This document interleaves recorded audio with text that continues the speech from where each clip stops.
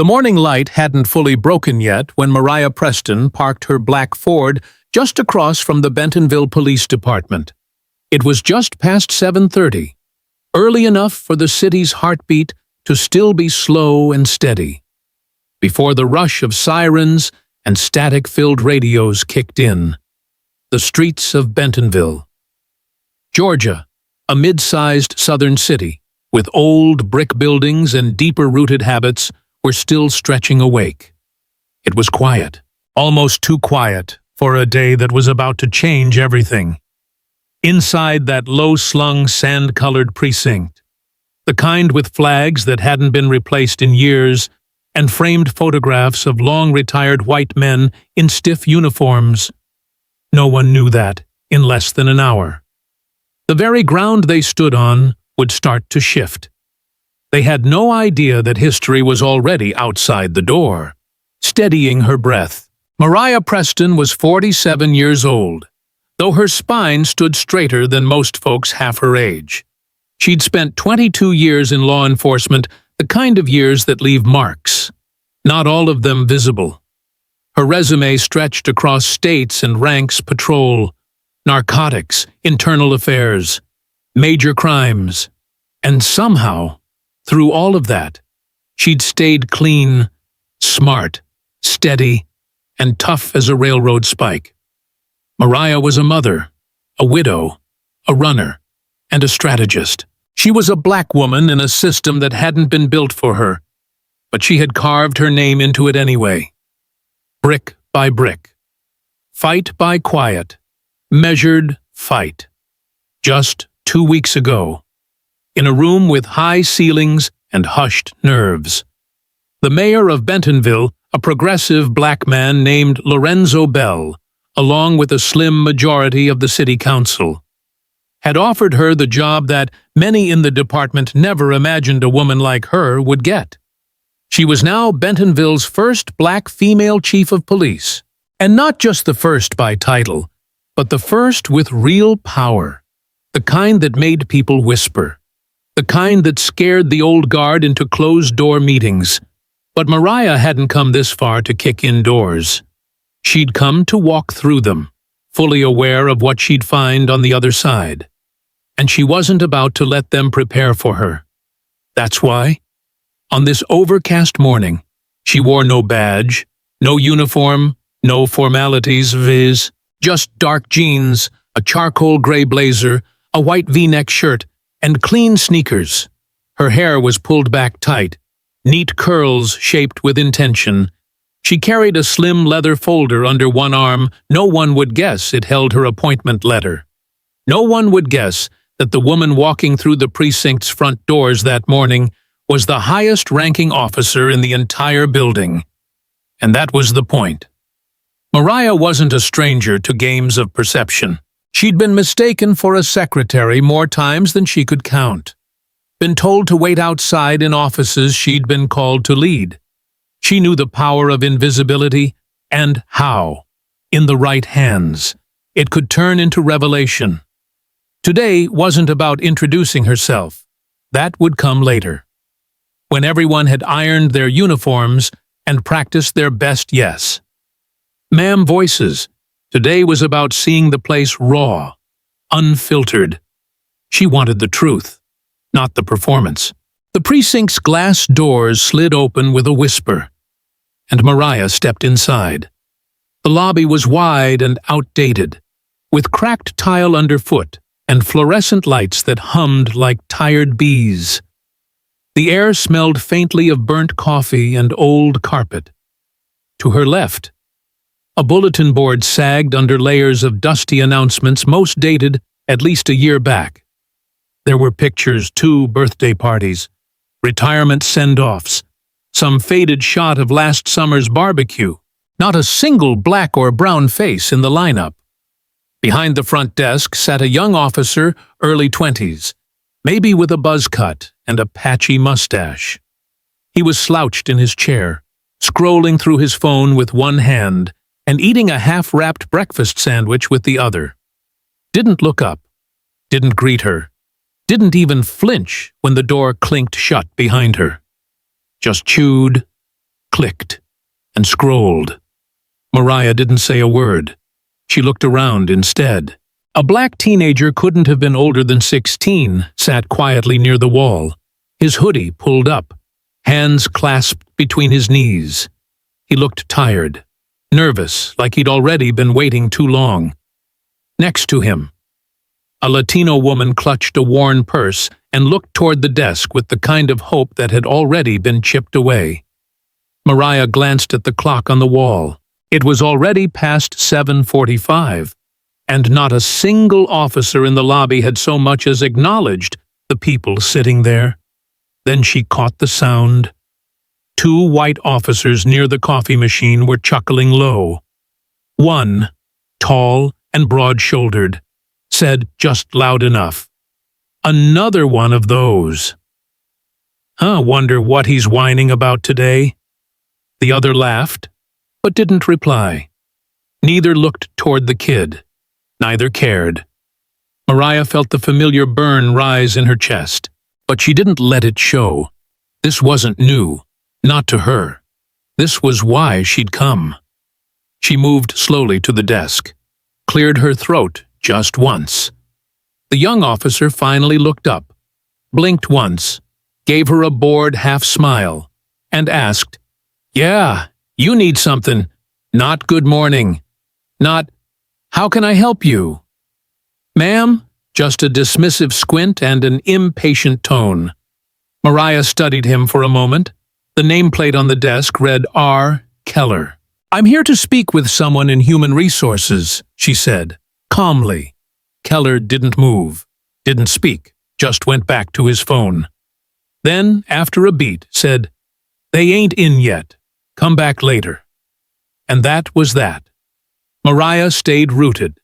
No apology, no offer to check, no effort to even pretend professionalism. She watched his fingers swipe across his screen, his mouth chewing casually, crumbs landing on the front of his uniform. He didn't care who she was, and that, ironically, was the truth she came for. A few minutes passed. Officers came and went. Some glanced at her. Most didn't. 1 or 2 looked her up and down with passing curiosity, like she was out of place. A civilian, a visitor, maybe even someone there to complain about a parking ticket. No one asked. No one offered help. Perfect. Mariah walked slowly toward the hallway that led deeper into the station. The building had that familiar stale chill that most government offices did, air conditioning always a little too cold, like the walls were trying to hold something in. She moved quietly, observing every gesture, every expression. She listened to the laughter, the gossip, the careless way some officers talked about them types when referring to people they were sworn to protect. She knew this language, knew this posture. She had heard it whispered in break rooms, seen it shared through winks, passed down like secret handshakes. It was the culture, the code. It was what survived when leadership didn't look. But now, leadership was standing in their hallways, wearing sneakers and carrying a folder. Mariah paused by a display case showing off commendation plaques and old medals.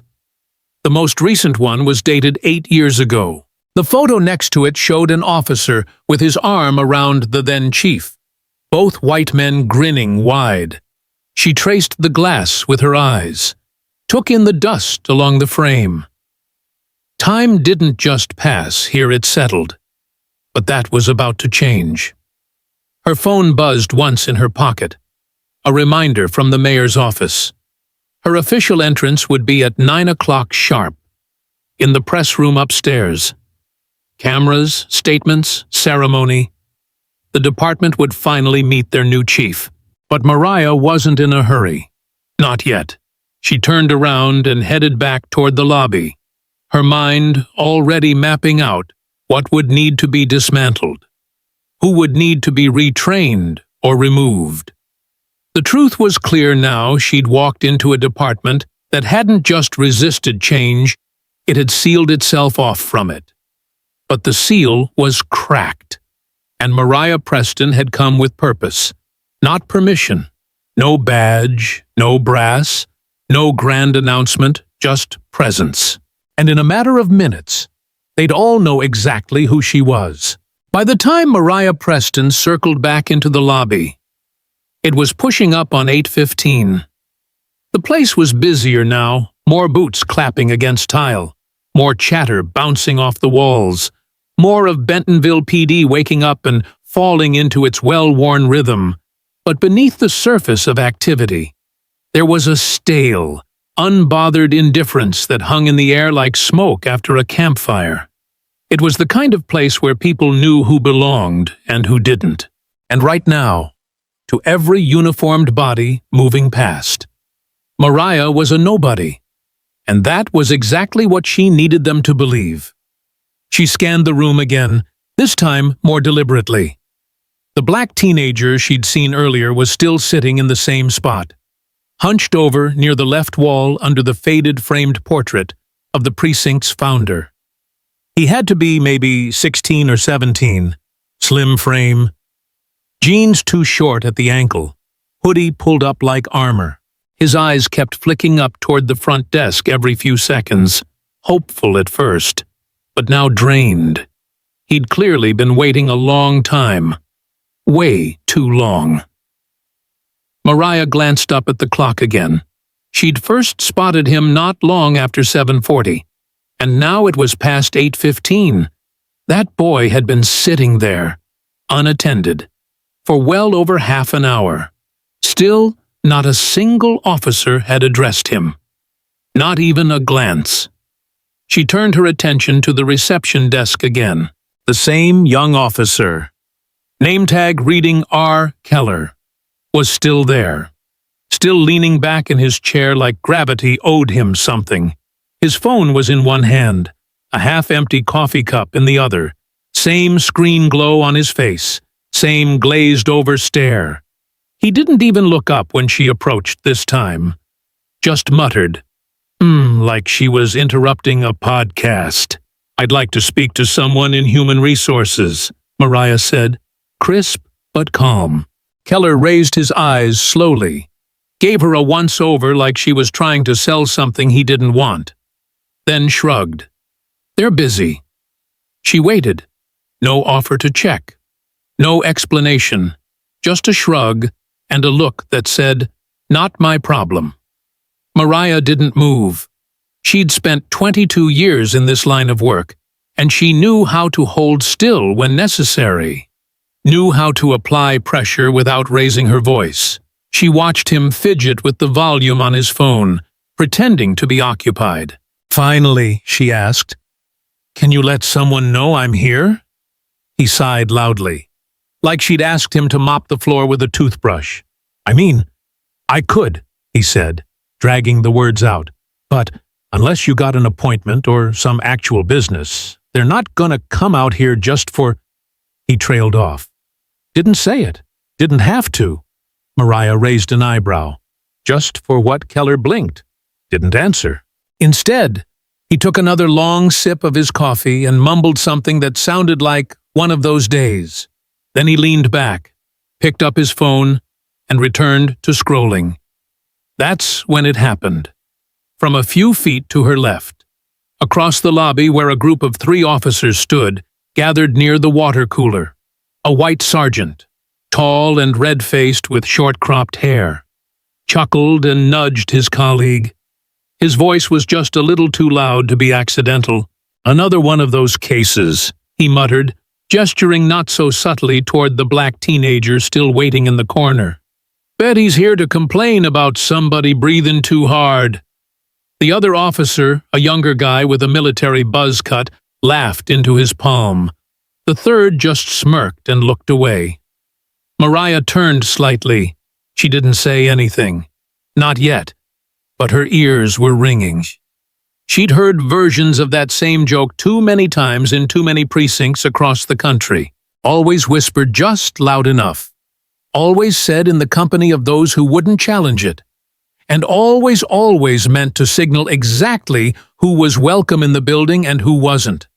The sergeant, whose badge read T. Holbrook, glanced at Mariah and raised his chin in that half-challenge, half-dismissal kind of way. His eyes were full of the same thing she'd seen 1,000 times before, suspicion wrapped in entitlement. Like he expected her to either flinch or disappear. And when she didn't, when she just held his gaze without flinching, he turned back to his group and said, "I swear, these walk-ins just show up looking for a paycheck or a protest." That was the moment Mariah felt the old part of herself stir. Not the chief, not the polished press conference version, but the woman who'd had her locker defaced in her rookie year. The one who'd been called too angry because she dared to enforce the rules on a white lieutenant who showed up drunk on shift. The one who'd sat in promotion meetings and watched less qualified men leapfrog over her. Again and again, but still. She didn't speak. Not yet. Instead, she turned back toward the desk and spoke clearly. "I'm requesting to speak with the HR supervisor. Now." Keller raised his eyebrows like she'd just asked for a unicorn. He gave a sideways glance toward Holbrook's group, as if asking for backup or entertainment. Holbrook snorted. "You hear that lady thinks she can demand a meeting now." Mariah didn't blink. "That's right," she said, locking eyes with Keller. "That's exactly what I think." He leaned forward, elbows on the desk, suddenly emboldened by the sergeant's attention. "Look, ma'am," he said, drawing out the word like it was a slur. "We're not just letting anyone stroll in and waste time. If you got an actual issue, take a number. Maybe someone'll get to it. Or maybe not." She let the silence stretch. Then, in a voice so calm it cut like comic glass, she said, "Is this how you treat everyone who walks through that door? Or just the ones who look like me?" The laughter that had been bubbling near the water cooler dried up fast. Keller sat back. Holbrook squinted. "Excuse me," Mariah turned toward him now, eyes sharp. "I don't think you need me to repeat the question." "Sergeant." "That did it." Holbrook took a step closer. "You don't get to walk in here and accuse people. You got a problem. Go fill out a form like everyone else." "I didn't accuse," Mariah said. "I asked a question." His voice hardened. "Lady, you need to watch your tone." She smiled. "Just a little. You need to watch your policies." That caught him off guard. For a half second, something shifted in his eyes. Then he looked her up and down again, this time slower, like trying to figure out where she came from or what kind of threat she might actually be. But the story he told himself in his head clearly didn't match the reality he was standing in front of. She wasn't yelling, wasn't flustered. She wasn't backing down. And worst of all, she looked like she knew something he didn't. Mariah looked at the receptionist again. "Last chance. Get someone from HR, or I will." Keller fumbled with his keyboard, suddenly not so smug anymore. I guess I could call someone in, but it was already too late. Because, across the room, the black teenager stood up slowly, rubbing his hands together like he'd been waiting for a signal. Mariah glanced toward him, gave the smallest nod, and watched as he finally stepped forward and said quietly, "I've been here since before 8. They still haven't called me. My mom's waiting outside." Mariah turned back to Keller. "You gonna help him now? Too? Or should I?" The room had gone quiet. Not silent, but charged. Like the air before a thunderstorm. Holbrook took another step forward, his voice low. "Who exactly do you think you are?" And that was the moment, 8:24 in the morning, when Mariah Preston realized she didn't have to wait for the press conference upstairs. The test had already begun. The truth was already spilling out, loud and unfiltered. They were telling on themselves. Every second, and none of them had a clue who they were talking to. It was 8:26 in the morning when the lobby doors swung open and the room changed. The shift was subtle at first, just a hush of breath. A moment where eyes darted toward the hallway. Then, back at each other. You could feel it, like static. Even Mariah felt it before she saw him. Captain Wade Mercer, 49 years old, walked in like he owned the building, the ground, and the air in it. He was a 6'2" wall of muscle, wrapped in a too-tight uniform and 10 layers of swagger. His boots struck the tile like they were making a point. His holster hung just a little too low, like he wanted you to notice it. And his eyes blue, bloodshot, and blistering with arrogance swept the room like a hunter looking for something to sneer at. And he found her. "What's this?" Mercer said, his voice loud enough to echo. Somebody lost. Mariah didn't answer, not yet. She simply turned her head, calm and centered, as if she hadn't just been the target of thinly veiled contempt from the man behind the desk and racially charged sarcasm from the sergeant by the cooler. Mercer squinted. You could almost hear the gears grinding behind his eyes as he tried to piece together who she might be. Civilian HR social worker protester. She didn't fit into any of his mental boxes, and that annoyed him. I said, "What are you doing here?" Mercer asked again, this time stepping forward, crossing the lobby in long, heavy strides. He was a man who never learned how to ask without challenging, a man who thought questions were threats, unless they came from men who looked like him. Mariah stood her ground. "I'm here to complete some paperwork. I've already asked to speak with Human Resources." Mercer huffed out a laugh and rolled his eyes toward Keller behind the desk, who gave him a sheepish shrug, like a kid trying to get out of trouble. Mercer turned back to her, and his voice dropped into something that sounded friendly, but wasn't. "Paperwork?" he echoed. "Oh, I see. Let me guess you're here to complain about something." "Right. Somebody hurt your feelings out there in the world." He smiled like he'd just said something clever. Behind him, Holbrook let out a soft chuckle. Mariah blinked once. Slowly. "No," she said. "I'm here for HR. That's all." Mercer stepped even closer. The gap between them was maybe 2 feet now, close enough for Mariah to smell the bitterness of stale coffee and the deeper rot of ego. He squinted again, this time slower, with that long, hard stare some white men give when they're trying to figure out if a black woman is going to be uppity or quiet. He hadn't decided yet. "Well, here's the thing," he said, his tone sharpening like a knife being tested. "We don't just let people wander in and start making demands. All right, this isn't some city outreach office.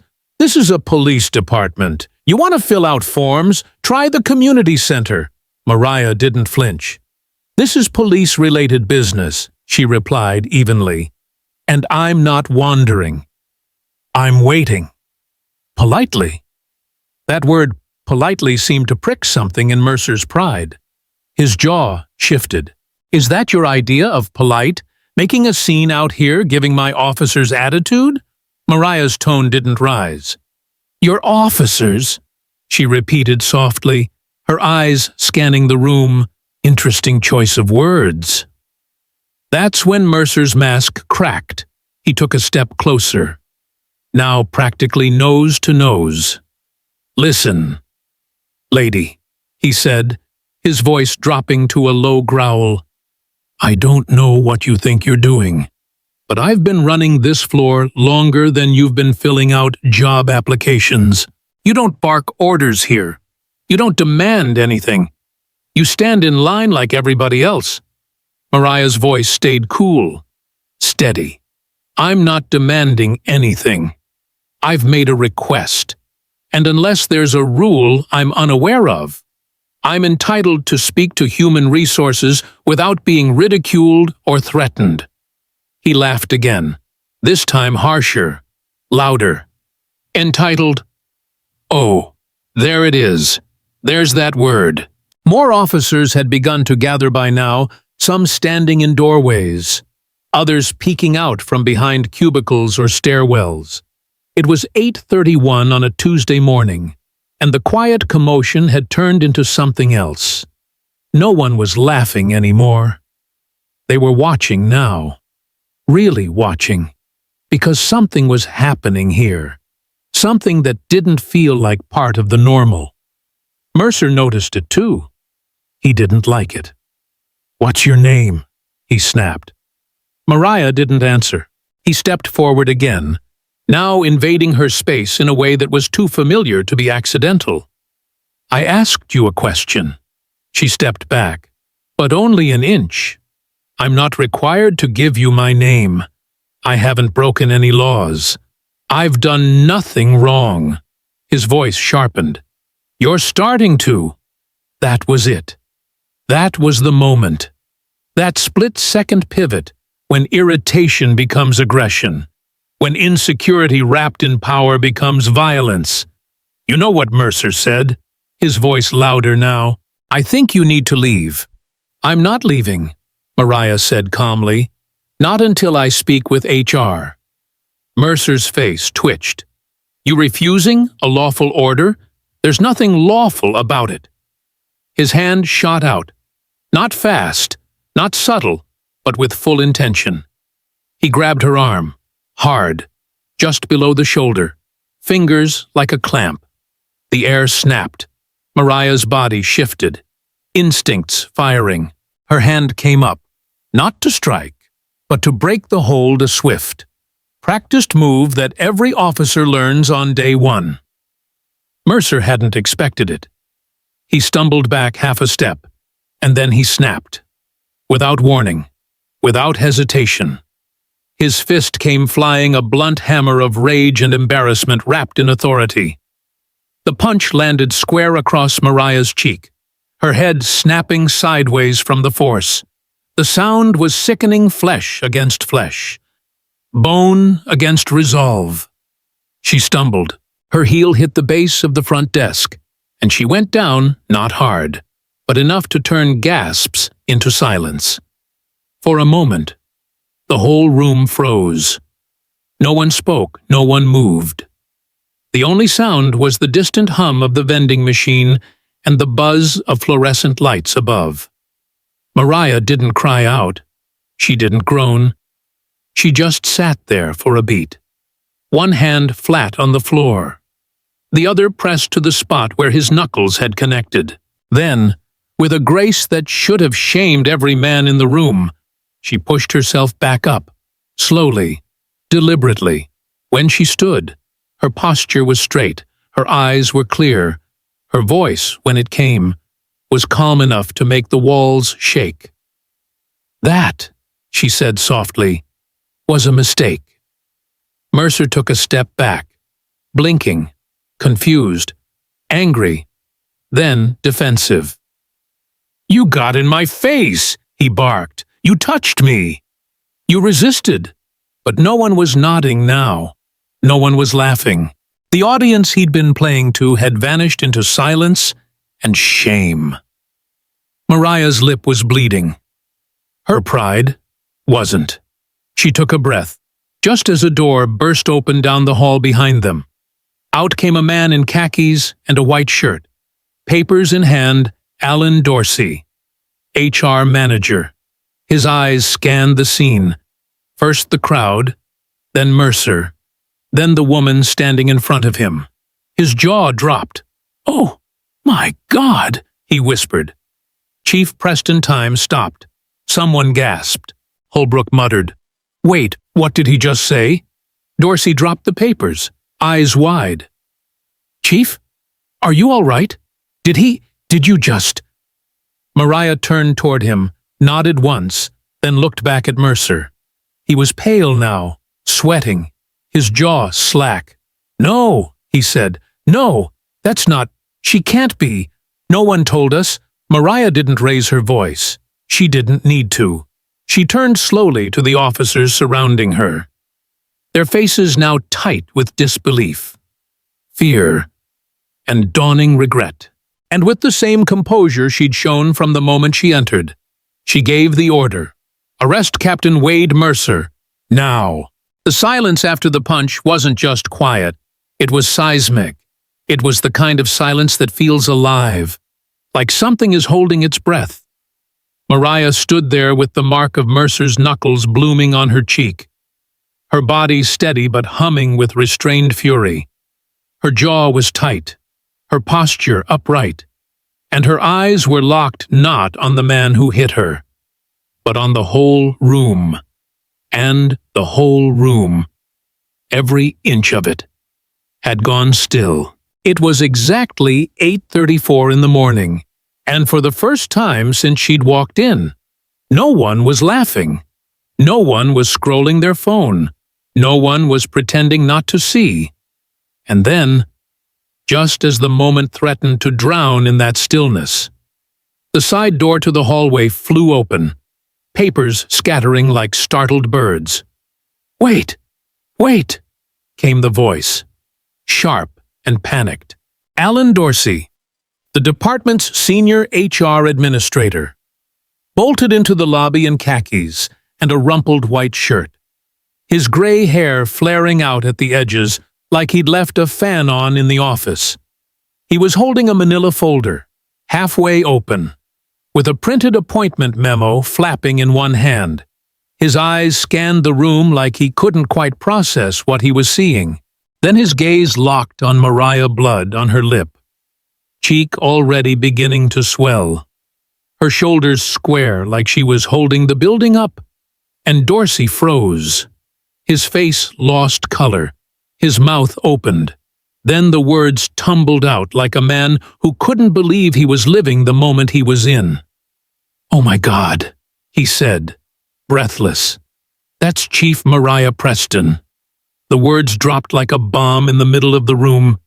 It didn't explode, not at first. It just sucked the air out of everything. A vacuum of comprehension, like gravity shifted. Wait, what someone said near the hallway. Holbrook took a step back. The buzz-cut officer next to him actually muttered a curse under his breath, behind the front desk. Keller's phone slid from his hand and hit the desk with a dull clunk. He didn't even try to pick it up. Mercer didn't move, didn't blink for a second. It was like someone had unplugged him. His whole body seemed to sag with the weight of the truth that had just landed on his shoulders. "No," he said quietly, shaking his head. "No, that can't be." Dorsey stepped forward, voice cracking like dry wood. "She's the new chief, just sworn in last week. Her first official appearance is upstairs at 9. She's here early to walk through the station." He turned, holding out the folder. "It's right here. She's your boss." Every syllable carved into the air like it was made of ice. Mercer staggered back a half step like he'd been punched himself. His face went gray. You could see it the second he knew. He didn't need Dorsey's folder. He didn't need the words. He knew, deep in his gut, that he had just hit the one person in the building who could not only fire him but redefine him forever. Across the room, officers were backing up slowly. No one wanted to be in Mercer's shadow anymore. A few looked down at their boots. A couple pressed their hands to their mouths. One younger officer near the bullpen looked like he might cry. Because now they knew. Now they all knew. They hadn't just insulted a black woman. They hadn't just dismissed a citizen. They hadn't just punched a woman in the lobby. They had assaulted and humiliated the chief of police, their chief of police. Mariah said nothing. She didn't need to. Her presence did all the talking. Blood on her lip, bruise on her cheek, and yet her spine had never looked straighter. She simply turned to Dorsey, nodded once, then shifted her eyes back to Mercer. He looked like a man unraveling. The sweat had broken out on his forehead. His mouth opened, then closed, then opened again. I I didn't know," he stammered. "No one told me. I didn't. If I'd known—" "That's the problem," Dorsey said under his breath. "You didn't care to know." Mercer flailed. This was a misunderstanding." "I thought she was." Mariah finally spoke. Her voice wasn't loud. It didn't need to be. It was slow, sharp, deliberate. "You thought I was nobody." He blinked. You thought I was someone you could dismiss, someone you could intimidate, someone you could put your hands on without consequence." He swallowed. His hands shook. "You saw a black woman in plain clothes and assumed I didn't belong here." She continued, voice steady as a drum beat. "You didn't just act like a man out of line, Captain. You acted like a man drunk on power and empty of accountability." The rank still rang on her tongue, Captain. But not for long. Behind her, officers were starting to stir again, clearing their throats, stepping away from Mercer, trying to disappear into doorways and side halls. The guilt was thick in the air, pressing down like humidity on a summer morning. Some had laughed. Some had watched and said nothing. Some had recorded it, but none had stopped it, and now every one of them was living in the echo of that failure. Mercer raised both hands like a man pleading for air. "This is a mistake. I didn't mean to. I didn't know." Mariah took one step forward. "You knew enough. You knew how to ridicule. You knew how to belittle. You knew how to throw a punch." She looked to the two nearest officers, one of them, the buzz-cut kid from earlier. The other, a female sergeant whose face was blank but pale. "Handcuff Captain Wade Mercer." "Now." Buzzcut hesitated. The sergeant didn't. She moved. Quick, efficient. "Turn around," she said to Mercer. "No, no, wait." He started to pull away, hands flailing. "You're not serious. She can't." The cuffs snapped into place with a metallic click that sounded louder than thunder. "Let go of me," Mercer shouted. "I'm a senior officer. You can't do this to me. I just did," Mariah said. And with those words, the room cracked open. The fear in Mercer's voice wasn't about jail. It was about losing the world he thought he controlled. The rank. The boys' club. The shield of authority he'd hidden behind for years. And now, here, it was falling apart right in front of everyone. As he was led out of the room, fighting the cuffs, yelling phrases like setup and conspiracy. No one followed. No one defended him. Not one of the people who'd laughed with him earlier had a single word to say. Dorsey stepped to Mariah's side. Quiet, but visibly shaken. "Do you want me to call the mayor's office?" Mariah wiped the corner of her mouth with the back of her hand. "They'll hear soon enough." She turned slowly to the officers who remained in the room, still clustered in twos and threes. Some wouldn't meet her eyes. Some looked like they wanted to vanish. "I want everyone to hear me clearly," she said. Her voice was even, but it filled the space like gospel. "This is not how we serve the public. This is not how we treat citizens. And this sure as hell is not how we treat each other." Her gaze swept across the floor. Anyone who laughed. Anyone who stood by and watched. Your silence was a choice. And I remember faces. A few of them nodded. A few looked like they might be sick. This department is under new leadership. And starting today, the culture of fear, arrogance, and unchecked bias ends here. Then she turned and walked toward the hallway. Each step measured, like the building itself had to adjust to the weight of who she was.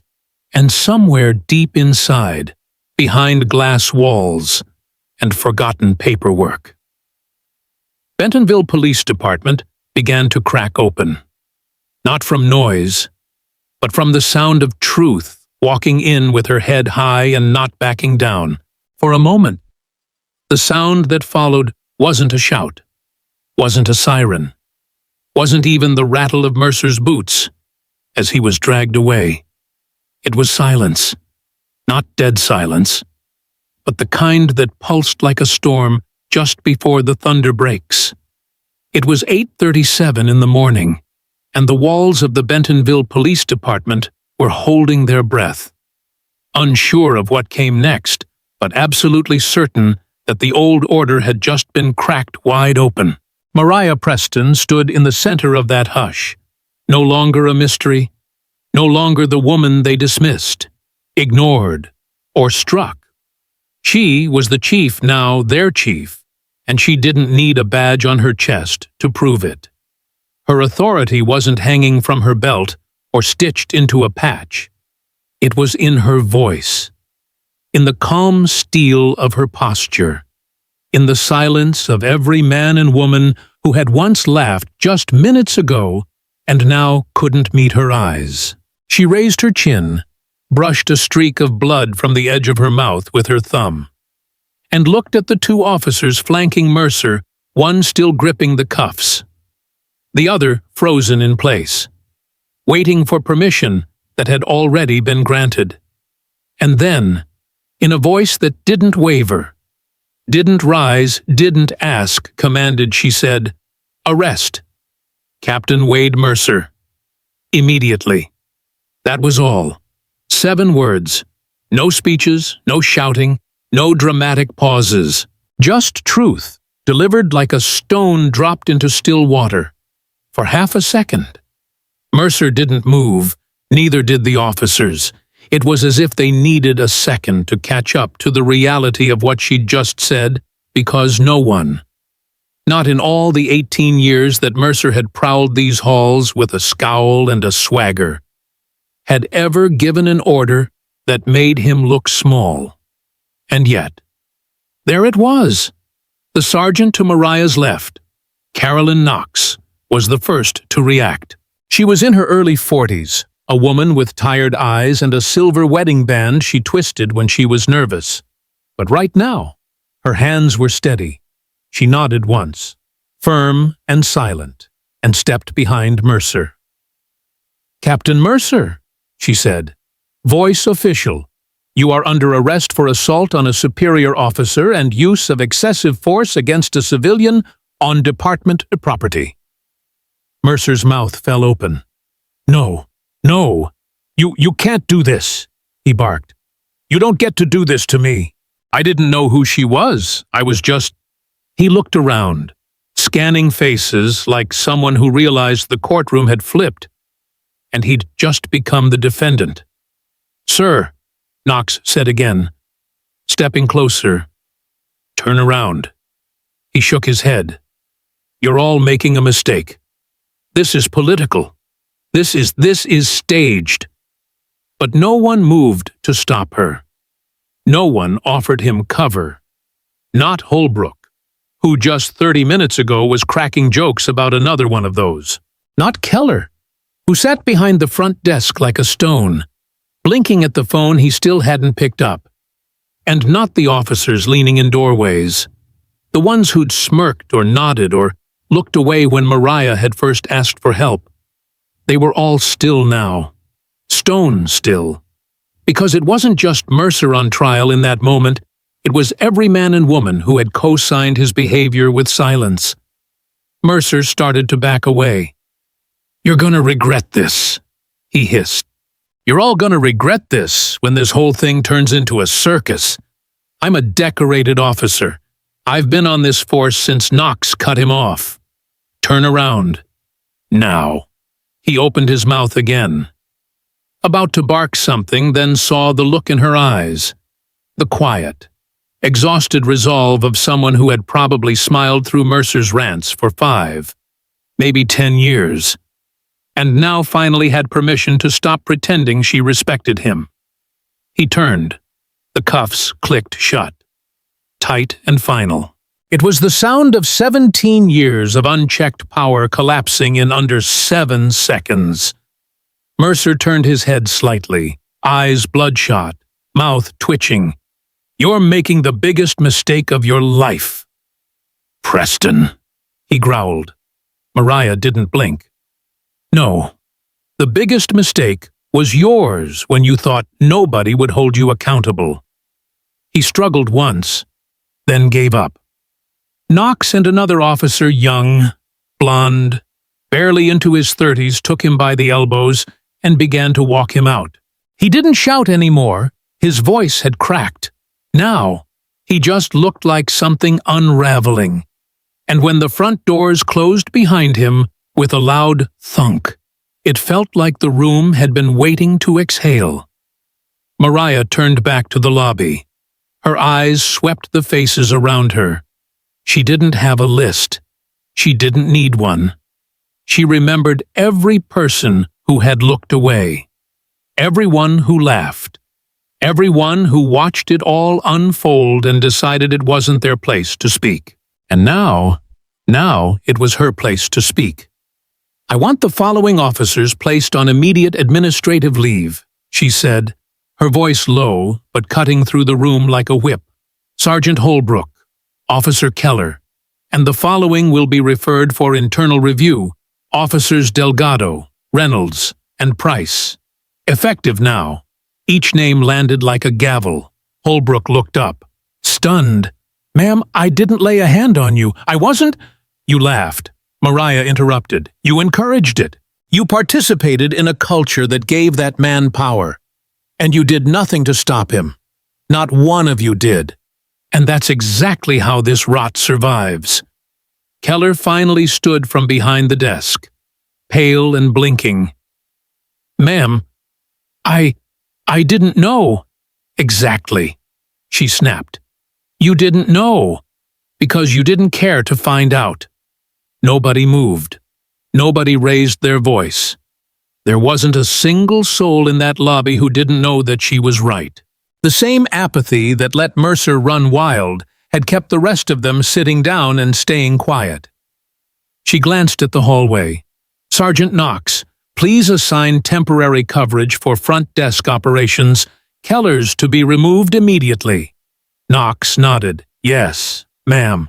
It was the first time anyone had called her that all morning. Mariah turned toward the entrance. The morning sunlight was spilling through the glass now, casting long bars of gold across the tile floor. And just beyond that glass, on the sidewalk outside, a small group of people had begun to gather. News travels fast in towns like Bentonville. Whispers become messages. And someone, somewhere, had already started to tell the story. But the real story was just beginning. Because inside, in that quiet lobby where the air still hung heavy with shame, the culture had changed. Not fully, not yet, but something had cracked. And once a crack forms, there's no going back to perfect. Mariah turned slowly back to the room one last time. "I didn't walk into this department today to be respected because of my title," she said. "I walked in to see who you are when no one's watching." A beat passed. "Now you've shown me." She nodded once, slow and final. "Now we rebuild." Then she walked past the reception desk, past the empty chairs, past the portraits of chiefs long gone, every one of them white, all frozen in time. Her footsteps echoed down the hall, not like thunder, not like warning, but like justice finally arriving with no need to shout. By the time the morning rolled into 10:30, the Bentonville Police Department was no longer just a local institution. It had become the epicenter of a reckoning. What had started just 3 hours earlier as an unassuming Tuesday had spiraled into a storm no one could stop. Because, while Mercer had been led out in cuffs, and officers stared down the floor tiles in shame, someone, a rookie, a civilian, maybe a clerk with a conscience, had hit record. And once that video hit the internet, it spread like wildfire. It began as a shaky 32-second clip, no audio at first, just a silent, stomach-turning image a white captain punching a black woman in the face in the middle of a police station, followed by her slow, silent rise, and a single sentence that cracked like a gunshot. "Arrest Captain Wade Mercer immediately." Then came the voice off camera, full of panic and disbelief. "That's Chief Mariah Preston," within 2 hours. The video had racked up over 500,000 views on social media. By lunchtime, it had been reshared by civil rights organizations in Chicago, Atlanta, Houston, and D.C., each with the same hashtag, #ChiefPreston. By 2 o'clock, it was on the homepage of every major news outlet, CNN, NBC, The Washington Post, and even a breaking banner on Fox, which called it a stunning turn of events in a southern town facing a racial firestorm. But for Mariah Preston, it wasn't about the headlines, it was about the truth finally refusing to stay quiet. That same afternoon, the steps of Bentonville City Hall turned into a protest site. Not a violent one, Mariah wouldn't have wanted that, but a powerful one. Loud, organized, passionate.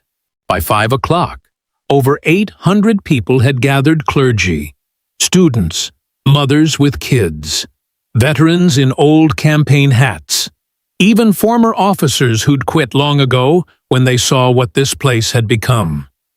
People carried signs that read, "We stand with Chief Preston. Justice doesn't wear a color." And the system failed, she didn't.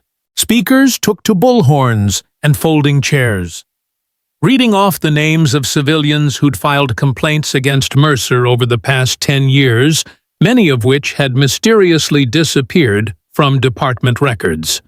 A woman named Delilah Hayes, mid-60s, stepped up to the mic and told a story about how, 8 years ago, Mercer had pulled over her grandson for a busted taillight, dragged him from the car, and slammed him onto the pavement because he fit a description. No charges, no apology. Just a warning. "You're lucky I let you go." She'd filed a complaint back then. Nothing ever came of it. Now, the crowd stood in silence as her voice cracked and tears slipped down her cheeks. But they weren't tears of weakness. They were tears of release. Because now, someone had finally stood up, and that someone had done it in front of the whole country. Back at City Hall, the mayor and council didn't even wait for their regular Wednesday session. They called an emergency meeting before sunset. The conference room was packed: press, legal staff, nervous aides.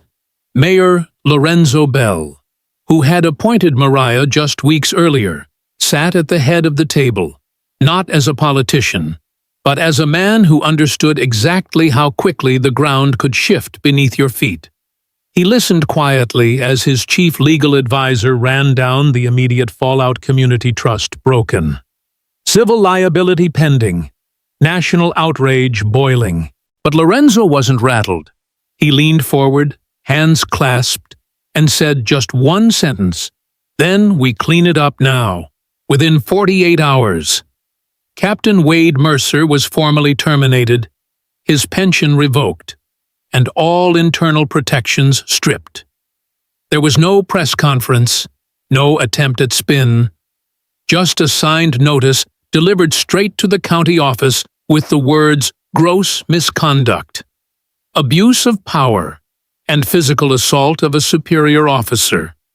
But the mayor didn't stop there. He instructed the city's inspector general to reopen all use of force cases involving Mercer from the last 15 years. The list, once buried in bureaucracy and red tape, came tumbling out like bones from a closet: 43 formal complaints, including excessive force, racial slurs, improper arrests, and retaliation against officers of color who spoke up. Several of those complainants had been ignored or unable to verify. Now, with the public watching, every one of them would be re-examined under federal supervision. Mariah didn't make a statement right away. She knew the cameras wanted her. The pundits wanted her. The public wanted a quote they could stamp on a t-shirt. But she didn't owe them that. Not yet. What she did instead was simple. She showed up. To work. Every day. At 7:15 on the dot. She arrived through the front entrance in full uniform now, with her gold badge gleaming and her hair pinned back in the same style her mother used to wear for Sunday service. She walked the halls like they were hers, which they were, and every person who passed her, whether they offered a nervous "Good morning, Chief," or dropped their eyes and said nothing, felt the shift. Because it wasn't just about her title, it was about what she represented. The old rule book, the unspoken one passed between locker rooms and bar counters, the one that said, "Protect your own, unless your own looked different," had been burned on the morning Mercer threw a punch and lost his crown. And the new rule book, Mariah hadn't written it yet. But every step she took was a new page. In the weeks that followed, changes rolled in like a thunder front. The department's internal affairs unit was placed under the supervision of an external review board, made up of local community leaders, legal experts, and former officers with clean records. Bias and de-escalation training wasn't just a checkbox on a computer module, it was restructured, mandatory, and enforced quarterly with real-time scenario assessments. Anonymous complaint portals were launched. Civilian advisory boards were given access to ride-alongs. And most importantly, a standing order was issued: no officer would be promoted, transferred, or retained without a full behavioral audit and interview conducted by Mariah herself. No one laughed at that. Not anymore. Outside of Bentonville. The wave kept spreading. Civil rights groups demanded audits of other departments across the state. Congressional staffers took meetings. Think pieces flooded op-ed columns. Even a late-night host opened their monologue with, "Turns out the real force in Georgia wears a ponytail and carries the Constitution." But Mariah didn't let the spotlight blind her. She knew better than most that fame fades. Headlines change. The real work, the slow, painful, inch-by-inch work was what mattered. And for her, it started with walking into every room like the one she'd walked into at 8 o'clock that Tuesday morning unannounced, steady and unwilling to let the silence stay comfortable. Because the real lesson wasn't that Mercer got caught. The real lesson was that, for the first time in that department's history, a black woman had shown up and refused to leave quietly. It was 10 o'clock sharp, 5 days after the punch that shook a city. When Chief Mariah Preston stepped up to the podium outside Bentonville City Hall, the sky was overcast again, thick with that southern humidity that makes your shirt cling and your lungs feel heavier. But no one cared. Not the crowd of more than 1,200 people that had gathered on the courthouse lawn. Not the camera crews from Atlanta, Charlotte, and D.C., their boom mics trembling slightly in the breeze. Not the dozen reporters scribbling in legal pads, or the officers standing at attention along the building steps.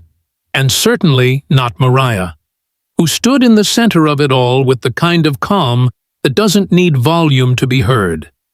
She wore her full uniform, now navy blue, pressed to precision. Gold nameplate gleaming. The 5-star badge of Chief of Police resting over her heart like it had always belonged there. There was still a faint discoloration on her cheekbone from the hit, a light shadow of a bruise that hadn't completely faded.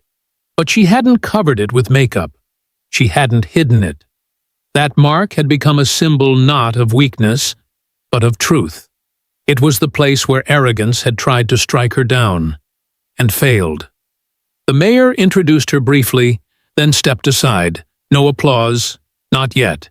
The moment was too full, too charged. Everyone wanted to hear what she'd say. Mariah looked out at the sea of faces, community elders, in folding chairs near the front. Local teachers standing arm in arm. Teenagers hoisting signs they'd made with markers and poster board. And news anchors with perfectly trimmed hair, whispering stats into their microphones. She let the silence stretch for just a moment. Let the weight of the last week settle over them all. Then she leaned into the mic and spoke. "This," she said, "is not just about me." Her voice carried over the crowd, low and steady. "This is about everyone who's ever walked into a government building and felt invisible. Everyone who was met with a sigh, a smirk, or a stare because they didn't look like they belonged. Everyone who was told without words that their presence was inconvenient, that their pain was an exaggeration, that their rights were optional." A pause. "You could have heard a leaf fall," she continued, her tone growing stronger. "This is about a culture that told itself it was doing fine as long as nobody asked too many questions. A system that rewarded silence, promoted arrogance, and looked the other way every time someone said, 'That's just the way it is around here.'" Now the crowd was still, but you could feel it humming energy coiled beneath every footstep, every heartbeat. "I didn't take this job because I needed a title. I took this job because I was tired of watching the same people suffer while the same people shrugged. I took this job because somewhere along the line, we forgot that law enforcement is supposed to protect people, not scare them, not dismiss them, and definitely not hurt them." She glanced at the officers behind her, some of whom still looked stunned to be standing there, some of whom had once looked her in the eye and pretended she didn't exist. "That ends now." A murmur of agreement rippled through the crowd.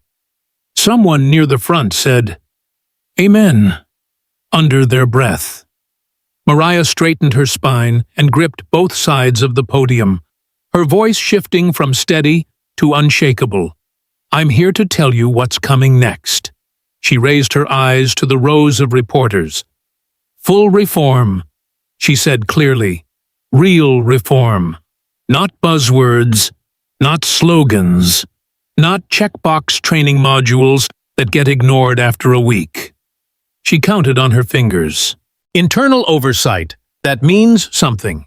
Behavioral audits before every promotion. Officer evaluations that include community feedback. And a disciplinary review board that reports to civilians, not just command staff." Now the people were nodding, clapping softly. "And yes," she added, "we will clean house. Those who serve with honor will stay. And those who serve with hate, those who mock, who intimidate, who assault, who cover for bullies in uniform, those people will go." That was it. The line that opened the floodgates. The crowd erupted. Cheers tore through the courthouse lawn, claps rising in waves, shouts of support echoing through the brick buildings of downtown Bentonville like church bells on Sunday morning. You could see it on faces, people crying, laughing, reaching out for handshakes or hugs. An older black man lifted both arms in the air and shouted, "That's my chief," and the people around him applauded even louder. Mariah didn't raise her voice to match them. She didn't need to. She stood there as the waves of sound rolled over her like wind through tall grass, steady and calm. She'd weathered louder storms. She'd survived darker days.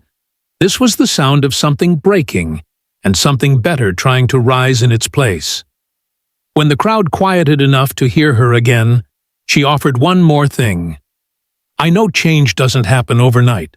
I know the rot runs deep. But this moment we're in, it's not just a reckoning.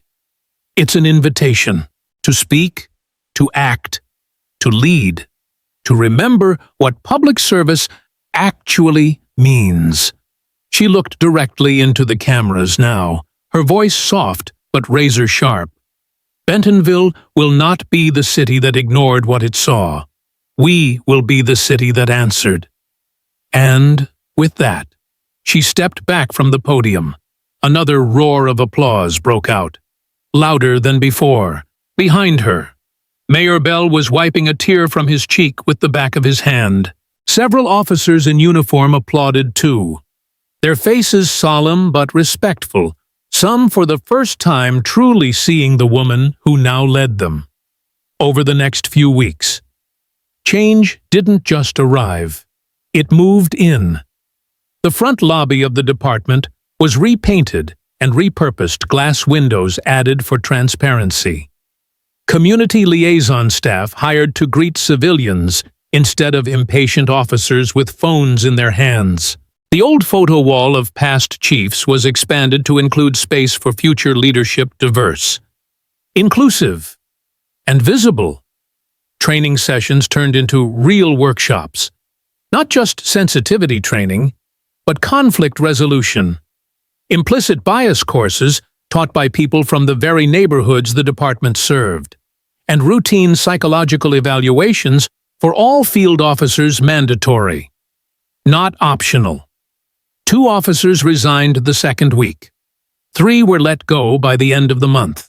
But 7 others approached Mariah privately, ready to change, asking how they could help build a new foundation. And she met with every one of them, one by one, because that's how change sticks, not with declarations, but with decisions. The city itself began to change. Kids walked past patrol cars and waved instead of crossing the street.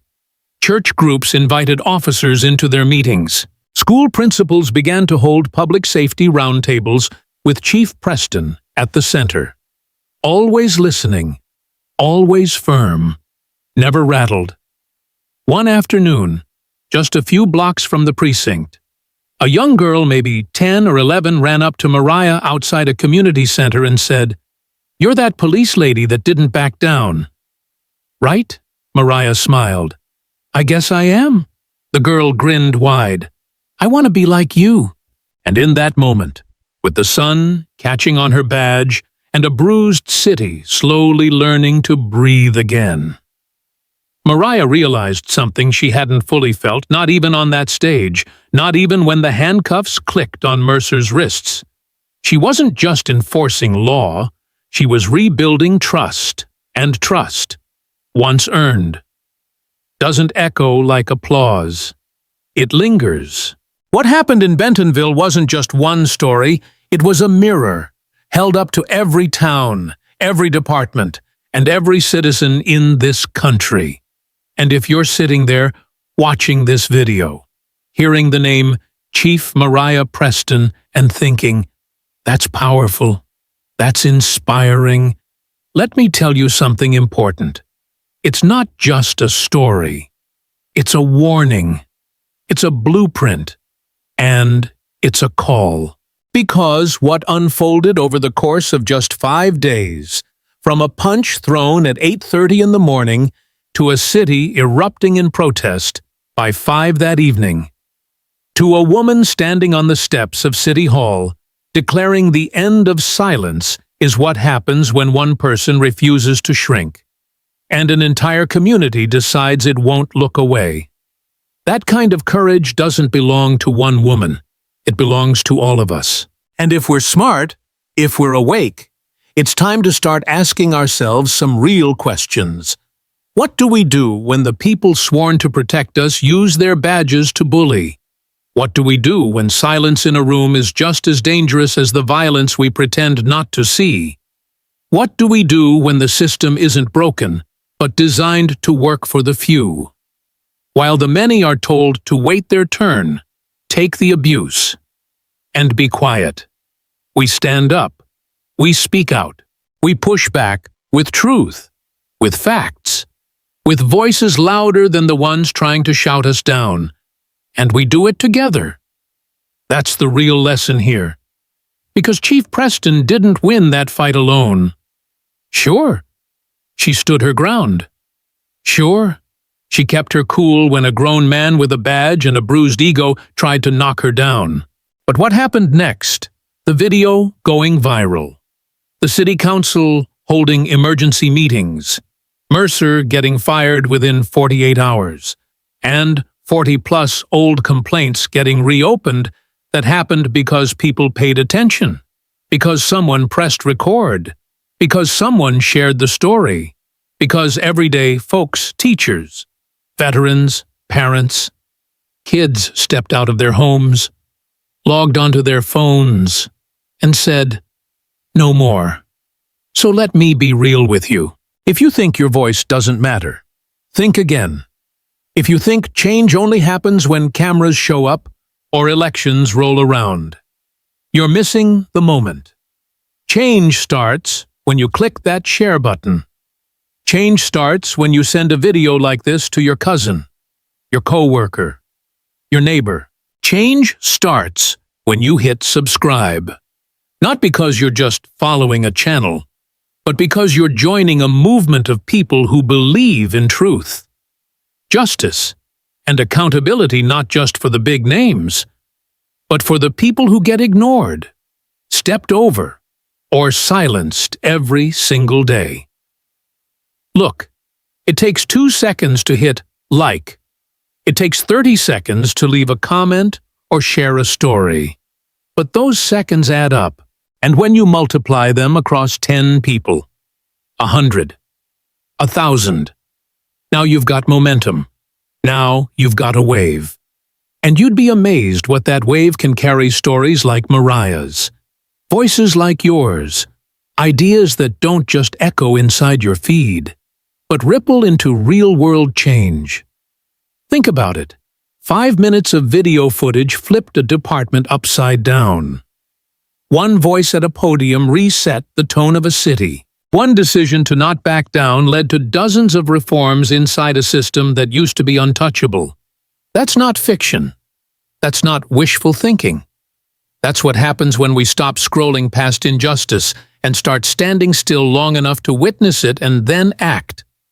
So if this story moved you, if it reminded you of someone you know or something you've felt but couldn't name, don't let it end here.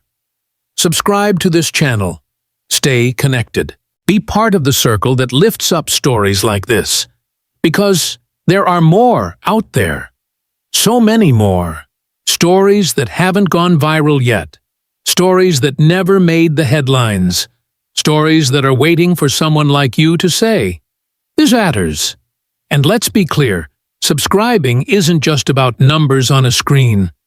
It's about building a space where truth lives. It's about telling the algorithm, "Hey, show me more of this. Show me justice. Show me leadership. Show me the hard stuff. Not just the feel-good fluff." It's about keeping these stories in the conversation, where they belong. So yeah, like this video. Share it with 5 people. Post it to your feed. Send it to your group chat. Drop it in your work Slack. Start a conversation around your dinner table tonight. Ask your kids, your parents, your friends, what would you do if you saw what happened to Mariah? Ask your local officials, do we have a review board? Do we have a chief like her? And if the answer is no, then ask why. And don't stop asking. Because we need more than heroes. We need habits. We need a culture that expects accountability, the way it expects morning coffee or Sunday sermons. We need leaders who know that silence is not neutrality, it's complicity. And we need citizens who don't wait for the next viral video to get angry, to care, to act. Chief Mariah Preston stood up when it was uncomfortable, when it was dangerous, when it would have been easier to just walk out, file a complaint, and let the machine grind on. But she stayed. She stood. And because of that, her story isn't just a moment. It's a movement. Be part of that. Hit the button. Subscribe. Share. Speak. Because change doesn't come from waiting. It comes from showing up and refusing to look away.